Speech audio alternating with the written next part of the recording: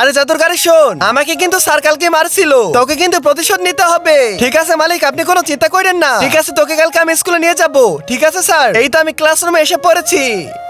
আরে এই চামান, তুই কোথায় গিয়েছিলি রে? ক্লাসরুমে ক্লাস ফাঁকি তুই বাইরে কেন গিয়েছিলি? আরে স্যার, আমার একটু মোতা ধরেছিল তাই আমি বাইরে গেছিলাম। আরে তোর কথা কিন্তু আজকে বেশি ভালো লাগতেছে না। ভালো লাগলে কি না লাগলে এসব গোনার সময় নাই। কি রে, এই ছেলেটা তো আমার সাথে বেয়াদবি করতেছে। ওর কি কোনো ভিতরে পাওয়ার আসলো নাকি? এই শোন, তুই কি আমার সাথে বেয়াদবি করতেছিস? আরে বেয়াদবি করলেই বা আপনি কি করবেন? আপনি তো আমাকে সারাদিন মারেন। দাঁড়া দাঁড়া, তোকে আজকে শিক্ষা দিতে হবে। আরে স্যার মনে হয় চেতে গেছে, এখন মনে হয় আমার খবর আছে। আলারপুর দাঁড়া, দেখ তোর সাথে আজকে আমি কি করি। তুই আমার সাথে বেয়াদবি করেছিস, দাঁড়া। তুই আবার উত্তর দিতে পারিস না, আবার আমার সাথে বেয়াদবি করিস। এই নে এই নে এই নে, আমার মালিককে মারছে, আজকে স্যারের খবর আছে।